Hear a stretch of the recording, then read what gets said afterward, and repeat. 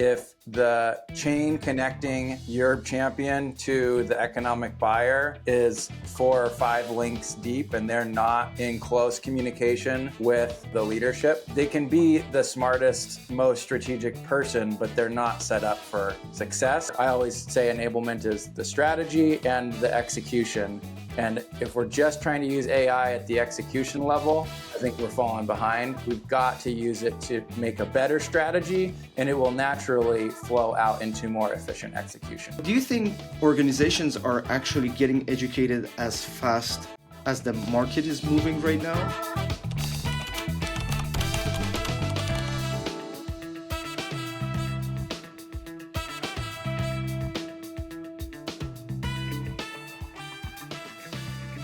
Greg, how's it going, man?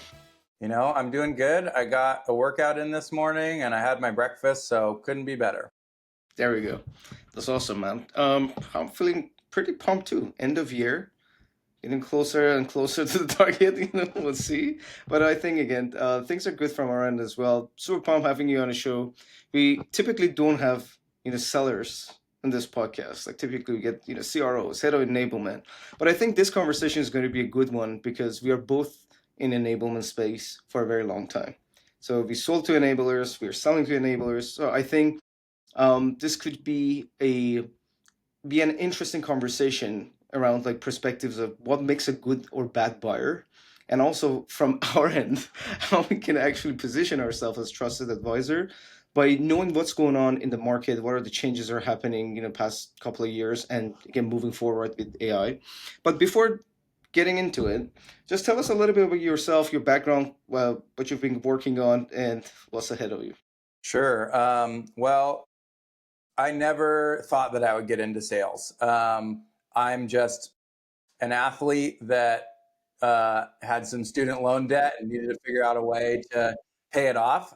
So a friend referred me in to get into sales. Yeah, for me, the reason I'm in sales and doing what I'm doing is because I found enablement and coaching. I was coaching gymnastics for several years, but if anyone's been around gymnastics or coaching athletes, there's not a ton of money in it unless you make an Olympian. So I had to find a different way. And when I got into the sales training world, I thought this is exactly the same thing. We're building incremental skills to accomplish something greater. Everyone says, oh, I could never do a backflip. And it's like, well, can you do a forward roll? Can you hold the tuck?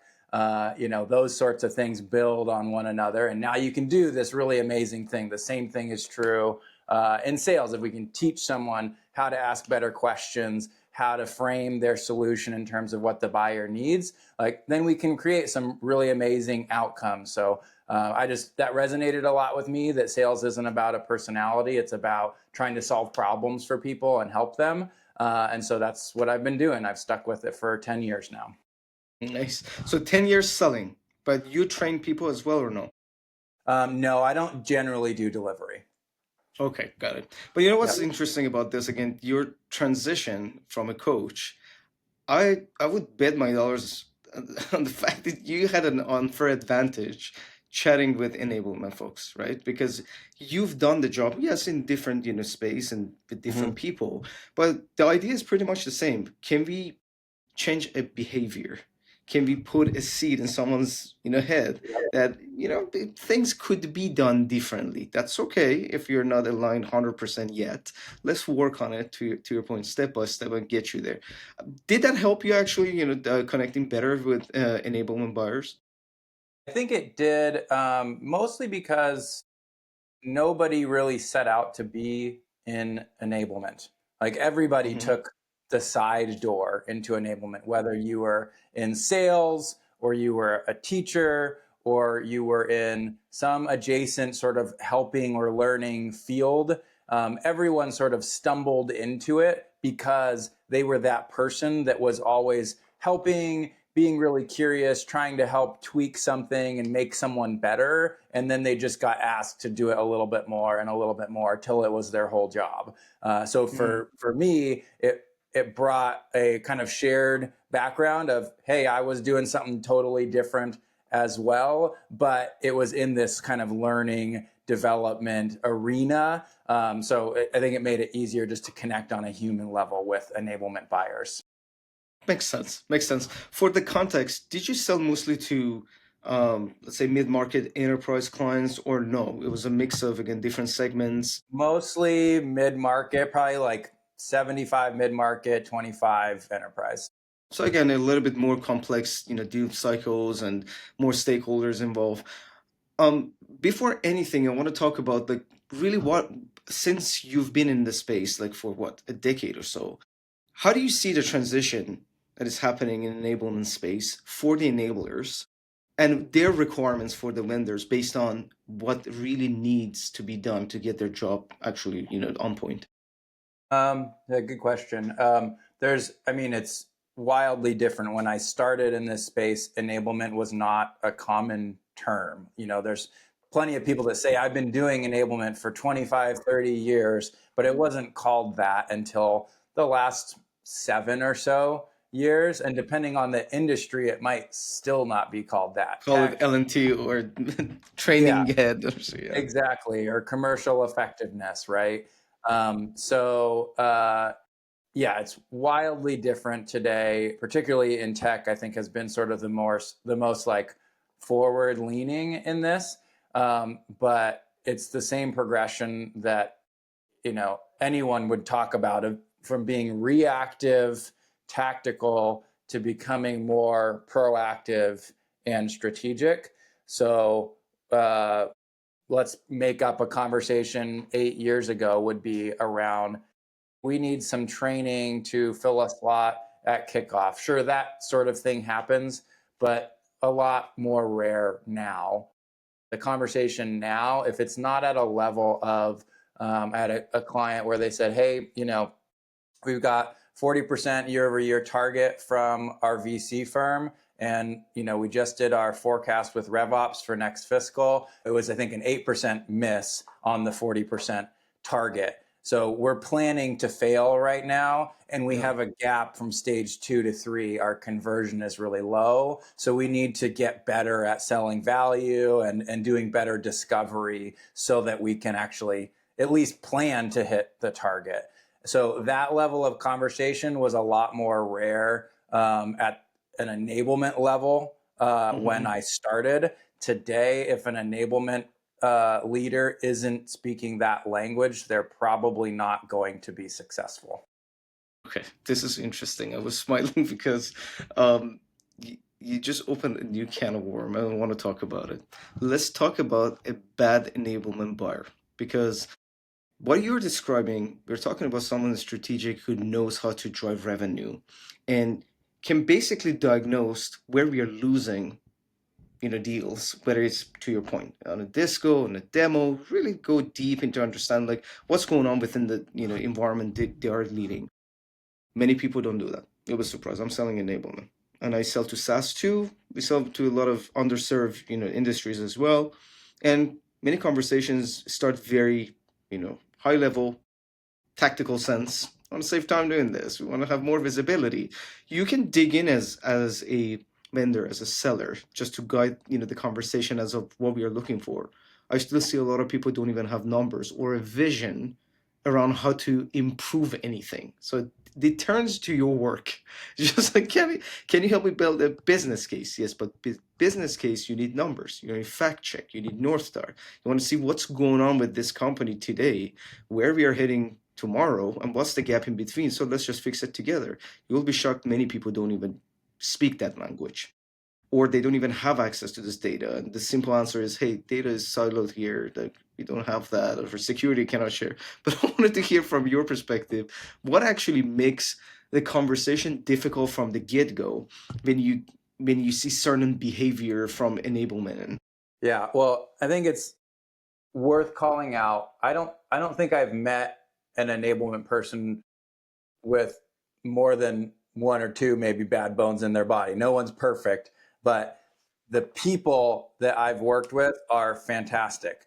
Their ability to communicate a strategic vision and do it in a way that gets executive buy-in and funding varies widely. I'd say there's also the skill of the enablement professional and the environment that they work in. If the chain connecting your champion to the economic buyer is 4 or 5 links deep and they're not in close communication with the leadership and where the strategy is coming from, they can be the smartest, most strategic person, but they're not set up for success. They're always going to be chasing 2 or 3 iterations old of the strategy, and we're always going to miss the mark. So I'd say like point one is access and influence with the economic buyer. If they don't have that, then they're always going to be 1 or 2 steps behind, and no amount of coaching from me can solve that. The second thing I would say is, I was thinking about this for a LinkedIn post actually. If sales is a transfer of confidence, no amount of confidence from me can overcome a lack of their own confidence in their organization. So the people I've worked with that have been really successful, both, and whether in buying my solution or just getting a successful initiative launched, they have an ability to communicate and make a difference in their own organization. The ones who aren't are not willing to bring in other stakeholders. They don't have an understanding of the root problem that they're trying to solve. They're just trying to respond to an ask, and they never had the confidence to ask, why are we doing this? Interesting. I completely agree with you. Like, it's beyond our power, because when we are not in the room, we don't drive those conversations. Yes, we can share as much context and content as we want. It's the delivery that matters, and I haven't done that yet. I don't know if have you ever literally coached how to talk about value proposition, within meeting rooms. Yes, sometimes again for large deals, yes, Sure. but many people consider this as overstepping. Like, you're teaching me right now to talk Yeah. about this product. But anyways, Yeah. Actually, can I jump in on that? You yeah, said, yeah, sure, I don't know if you've ever done that, yeah, coaching yeah, someone on, yeah, positioning the value. yeah, Like those are the conversations that like I enjoy the most, because I've had buyers where they understand, and like from the first conversation, this is a sophisticated strategic buyer. I do not need to like handhold them really hard through the whole process. And so when I can see that in a buyer, I'll say, great, you don't want me in the meeting with the CRO? That's fine. Maybe we have a prep call, talk through it, whatever the case may be. There's also great buyers I've worked with who don't have that level of sophistication, but they're just confident enough in themselves to recognize it and like allow me to help them through that process. So the example I gave before of 40% target, going to miss it by 8%. The initial conversation was, hey, we need value selling. We have another vendor right now that is too expensive, and we want to get rid of them and we want to replace it. And we have $100,000. That was like all this person had to bring to the conversation. And I said, if you want an enterprise license for a 400 person organization for $100,000, I'm not your guy. And I walked away from it. When we came back, he said, okay, I like what you have to say. Presumably, I realized my budget was way off. Like, now let's work to position. If I need 3x what I first thought that we needed to budget for this, then I'm going to need to change the value proposition. And so that's where we dug into the data and we worked on it together. So I think it's just a matter of being able to, the buyer being able to trust me as a seller to fill in their own gaps if they have. I really like that. And when you say confidence, sometimes we might translate this that they automatically know how to position things. But to your point, being able to even admit that something is missing from this conversation, nobody's disqualifying nobody. I, again, as a buyer, I'm willing to listen and even get trained and get help from someone in front of me, because at the end of the day, like, what do we need then salespeople for? And that itself to me translates to being confident as well. Do you believe your reps burn leads practicing on client calls? When it comes to giving them one-on-one coaching sessions, you just don't have the bandwidth, so you get rid of them altogether? Or maybe you notice that your team spends a lot of time on non-revenue tasks like taking notes, updating CRM, or drafting emails. These are the exact challenges we solve for other revenue leaders like yourself. With Sell Me the Spend AI Coach, you can offer your reps role-play sessions at scale while automating one-on-one coaching sessions based on your best practices and methodology. Also, AI will take care of all their non-revenue tasks, like note-taking, CRM updates, draft the email for them, so they can focus on constant improvement while you're focusing on one thing and one thing only: revenue growth. If you're interested in learning more about the clients we are working with or use cases that might be beneficial to you, check us out at sellmethespend.ai. Now, let me ask you this. Look, speaking of sales training, or I know you're very, hands-on, and you always, keep you updated about what's out there in terms of AI solutions, about, tools that are popping up. I want to understand like how you see things literally past year and a half, I would say, not even, past that. When people have started again playing around with AI, be more hands-on, be less scared. It's not replacing my job, type of thing that we used to see on LinkedIn. So if Yeah. you're really putting things into perspective, um, what's the focus right now for enablement folks? Like, what are they trying to do moving forward in this AI era, based on what you know so far? Yeah. I'd say right now there's a huge spike in demand for any AI solution. Role play in particular, obviously, you're an expert in this space. Everyone is looking for something to help their reps practice. I always used to talk about if you're not practicing in a workshop environment or in a coaching conversation, you're practicing on your customers, and that's a really expensive way to practice. So now we have a really great option to do it. But the thing I'm seeing with AI is it's so much faster to spin up a product, and the expectations of buyers are sort of lagging the technology. So you can build something that's impressive to customers very quickly. And I think the result is there's a ton of new companies popping up, and there's going to be a massive consolidation in the next couple of years. And for me, I'm not the one to say, what's going to make the winners and losers right now. I'm still thinking about that. But it's definitely, I think, the ones that are able to position a solution in terms of how it drives measurable outcomes are the ones that will succeed, because as separate from technology, the economic world that we're in right now is you're not getting budget if you can't give a very clear data-based answer for why we need to make this investment. So absolutely correct. So let me ask you this. When you go on conversations with enablement folks, everybody's like, at least based on my conversations, want to have this tech element. AI enabled, enabler. I know how to do things. I know how to, and look, again, speed is important. I understand. But I want to hear, if you hear something around like what we need to do right now to enable our buyers better, and also help our sellers not only be efficiency, but being more effective. You mentioned about AI role plays. Yes, that's, again, practice was not accessible. Right now, again, it's possible. You don't before humanly impossible. Right now, you can do this stuff.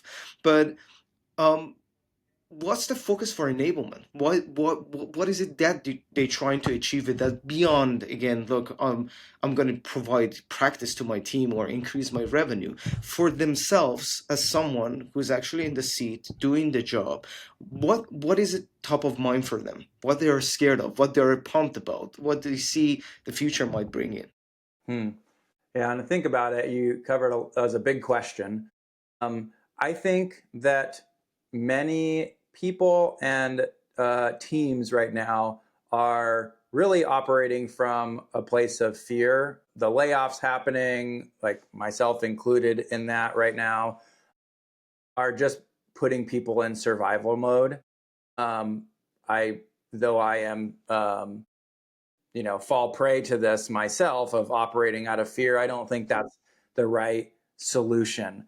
I think for a lot of enablers right now, they're trying to figure out how can we use enablement to be more effective in our work. There's two ways that I see that happening. There's how can I use it to be more efficient in my production level and save time. Personally, I think that's not the center of it. I think the foundation needs to be how can I use AI. I'm a little biased because I'm in the middle. If you haven't picked up the Ignite book yet, I'm in the middle of that right now, and those that are able to use AI not as like a shiny new lamp in your house to make it prettier, but as the foundation of the house so that everything is, intelligence architecture. If you can make every system smart and new systems that didn't exist before because of what artificial intelligence can do for us, that changes where I'm not a doer anymore. I'm elevating to become like the thinker. I always say enablement is the strategy and the execution. And if we're just trying to use AI at the execution level, I think we're falling behind. We've got to use it to make a better strategy, and it will naturally flow out into more efficient execution. This is really, really good. And that is so true. And I think one of the things I'm seeing right now, the problem to your point, it starts at senior management level. So even if the enablement, folks, they have the mindset, they're educating themselves, they get their hands dirty with different tools and all that stuff. You're walking through change management, and change management is very, very difficult. And although you might be AI enabled and bring the new ideas, back it up with numbers, one of the biggest challenges they might have is disconnect between leadership and how they are enabled in this world of AI. Because talking about it, big on LinkedIn is a different story. When you put it into practice, many people are not even hands-on about with anything beyond ChatGPT or Claude or whatever.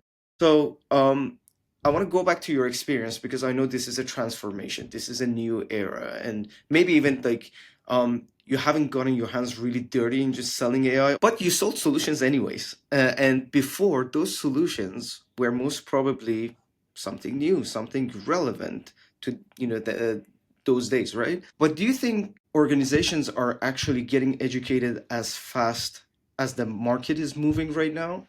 Or they're still behind and try to catch up because everything is changing. It's beyond again tools and features and functionality, as you said. If the mindset needs to shift. I wanted to see what you see right now when you're chatting with your network. Are they organizations are moving as fast as the market itself, or you think they're still in behind and they need education more than implementation? Yeah, I think everyone thinks they're behind.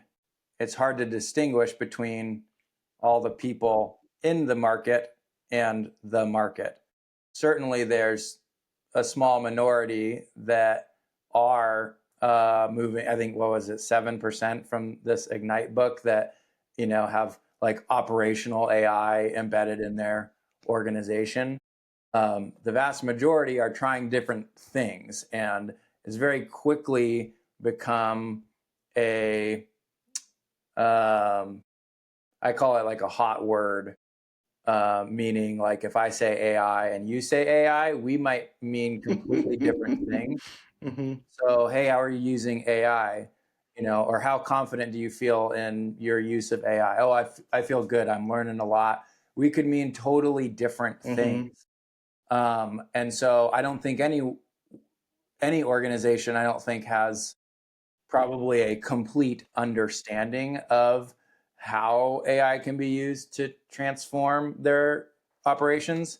I think probably most have some, but like you said, getting past like a chat bot or a single, a purpose-built tool for AI, like a role play or like, Glean, for example. There's a lot of power in each of those, but we're still talking about like the spokes of the wheel, single use application, not the center. And I'm not like, I don't purport myself to fully understand that. I just acknowledge at least that I've got a gap to keep learning to get to that foundational level, which is why I'm reading the book. Interesting. Let's talk about that book you're reading, Ignite. It seems like based on what you just mentioned, that 7%, we're still at its really infancy. So point being, many people, to your point, are freaking out because the market is not, the prettiest, right? But still, again, it's something that is up and coming. And I know, especially in, SaaS space, in technology space in general, we're obsessed with speed. Everything should be extremely fast. Speed is the name of the game. You lose if you don't have the speed. And honestly, like one of the things that we started practicing as an AI first company, take a step back, screw that idea that you need to be extremely fast, because you're making mistakes, especially if you have enterprise clients. Someone's job is in the line. They made a decision. Right now, you need to think about how to make things sustainable when you get to that that scale. I wanted to get your opinion on what actually makes a bad vendor for enablers. So for enablement friends who are actually watching this, what are the tail signs that you are dealing with someone who cannot actually help you with your project? Again, when we're talking mid-market enterprise buyers. Yeah, it's I'm thinking a little bit because my experience is in how I work. I generally try not to, it's almost like the counterfeit. How do you know a counterfeit? You don't ever look at a counterfeit bill, you look at the true. I think a big one is just like if a vendor is not willing to share when they don't have an answer or when they don't have a solution for you, like to me, that's a red flag. In my work, like if I can't solve the problem for you, like I should be quick to say that and tell you, and maybe even recommend a competitor who could solve that problem for you. I think it all has to do with like incentives. I think it's Warren Buffett that said basically incentives drive all behavior. So to the degree that you can feel that, the vendor or the salesperson that you're speaking with is incentivized and driving towards their commission, their sale, like that's when you need to sort of pump the brakes a little bit. For me, like the less I care about my quota and my commission, like the better I'm able to solve problems for my customers. I love that. I don't know who was saying this. It was Josh Brown, I think. It was like, you have commission breath or something like that, if I'm not mistaken. That's a funny way of, putting it. But that's true. Like, you can notice it. I'm trying to switch, CRM right now. So whoever is selling, come to me. And oh my God, it's a funny experience being a buyer right now. And sometimes, again, you see wild behavior and you notice, and it's not only me, like I get, other folks from the company. Well, although we're small, we want to make decisions together so everybody benefit from it. And sometimes they slack me. So what the hell they're talking about?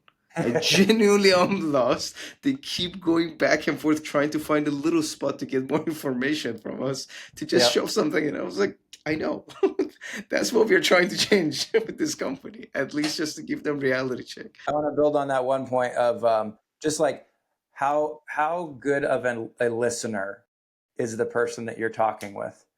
Because like you said, if they're just asking questions to kind of get back to their point and show the thing they want to show you, they're not really listening. I did a listening exercise with someone before, a good friend who I won't name, but it was meant to be an exercise in like reflective listening and asking clarifying questions. And then your partner would turn back around and say, okay, here's what I heard you say. How well did I get it? And my friend is a wonderful person. He did not get it right at all. And it was like, man, okay, we got to work on that. Okay. So to the degree that you can understand not just the words someone's saying, but the meaning that they're trying to convey, and be able to adapt how you're showing up, how the seller is showing up for the buyer with those listening skills, like I think that's the beginning of being able to build a trusted, vendor partnership. I like that. It's not about like having all the answers, like you were earlier saying, look, maybe I can't even help you. Maybe I cannot even help you out. Let's just go work with this, and that. Because you never know what's going to happen. Maybe they switch, their work. And beyond that, if you are again incentivized based on your medic and mid-pick, and I don't know, your leaders just come and say how many times you mentioned certain questions or not. Honestly, maybe you should look elsewhere. Like, I know it's very harsh reality. I'm not trying to be senseless, but that's pure empathy to you. If just look at how things are done, because it's stressful. I work in those organizations myself in the past that literally track you based on your talk pad and said, okay, let's look at your checklist. This one you skipped. Why?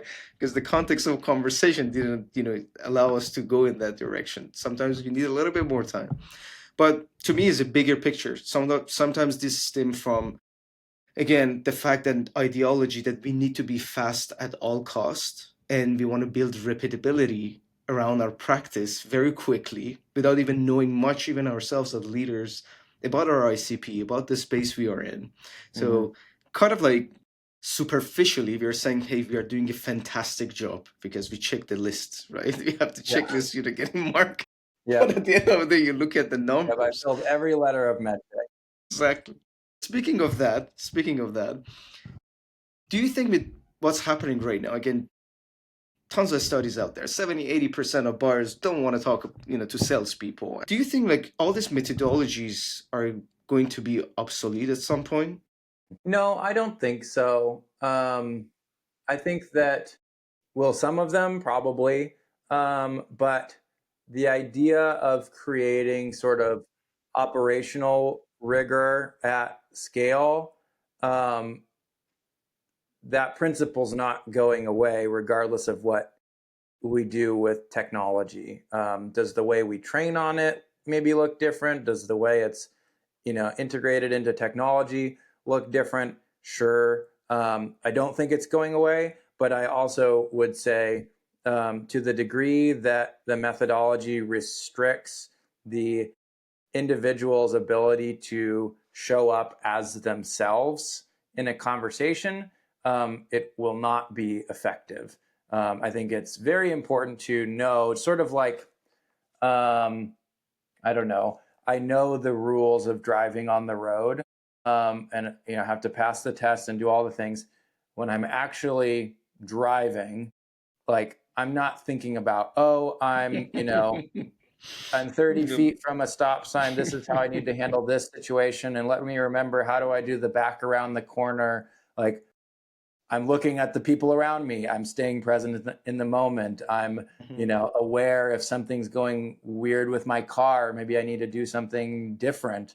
Those sorts of things. So if the methodology kind of takes the individual out and they can't be present in the conversation, we're not going to be effective in our work. Such a cool example. While we were saying this, I was just imagining, hitting someone and saying, "Look, I was just calculating to understand I need to put, more gas right now. Just, full stop."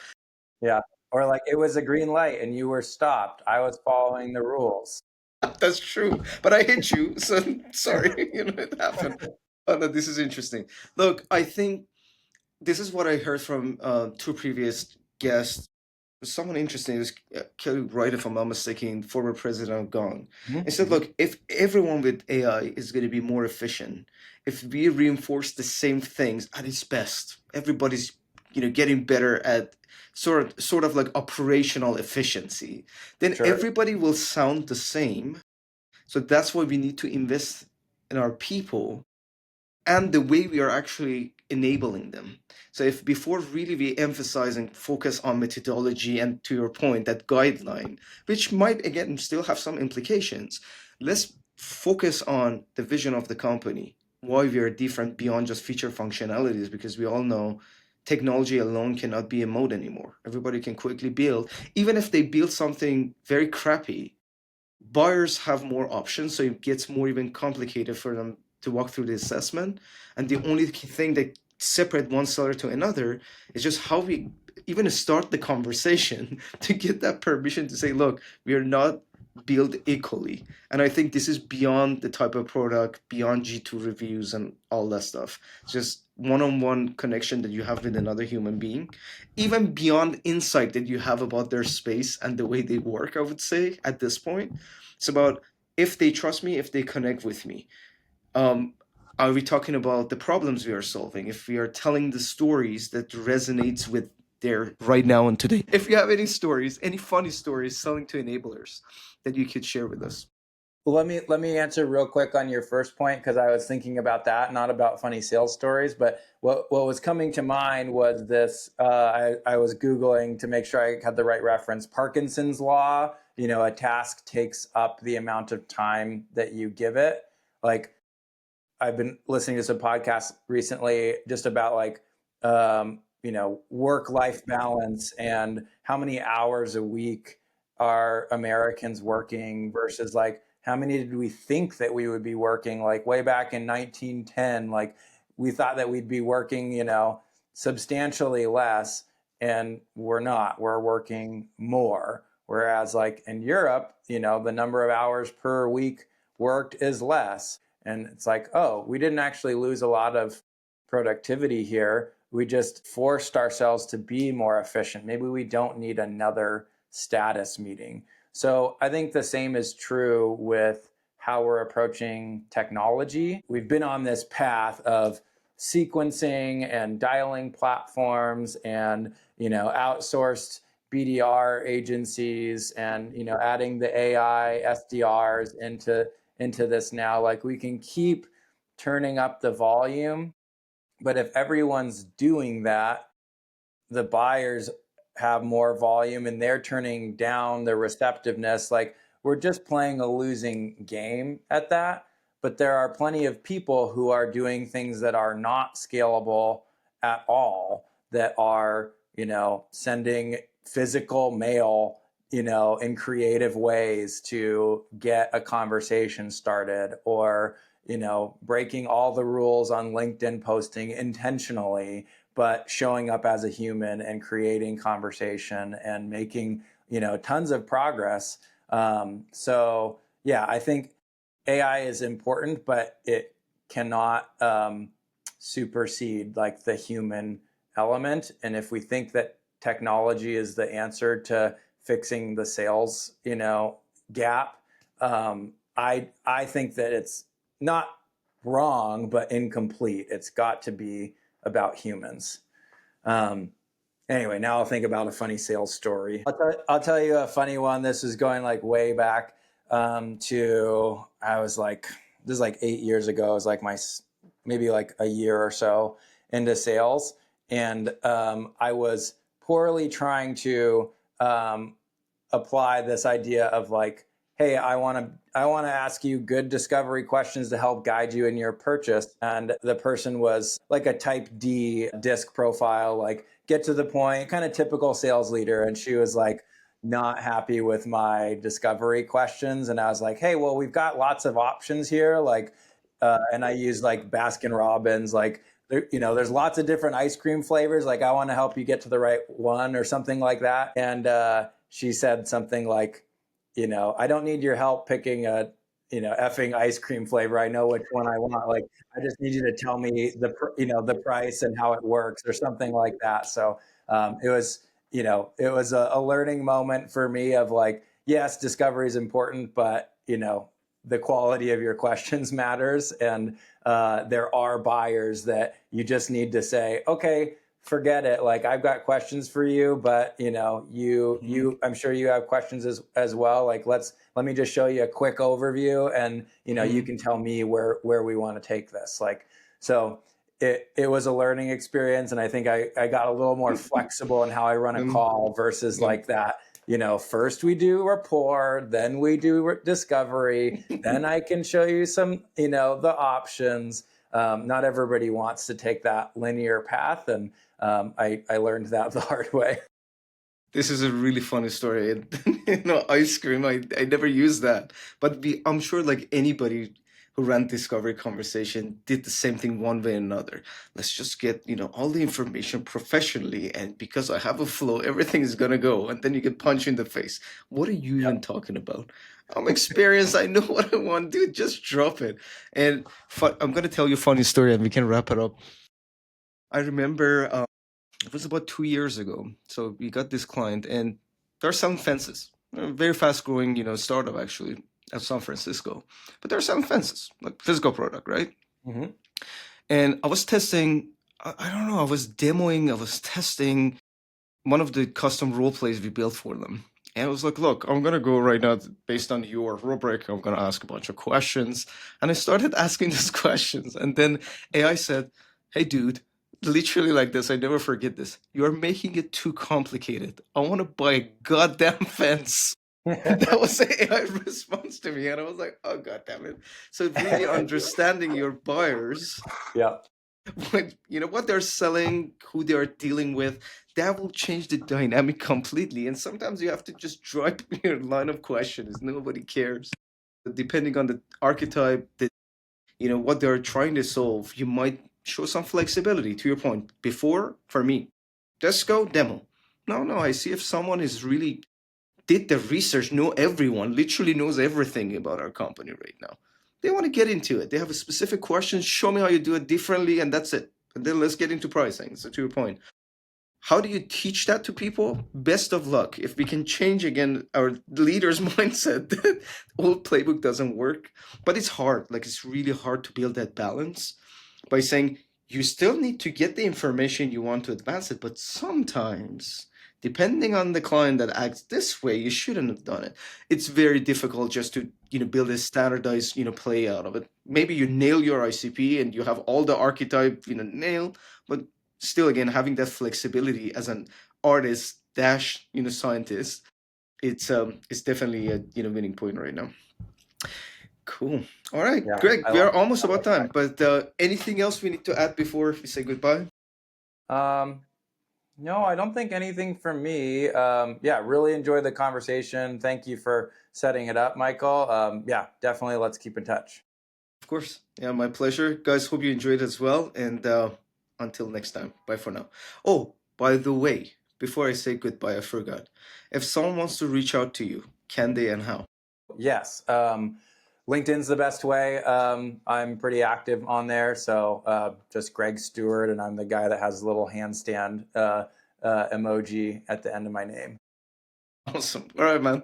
Thank you very much, guys. Until next time, bye for now.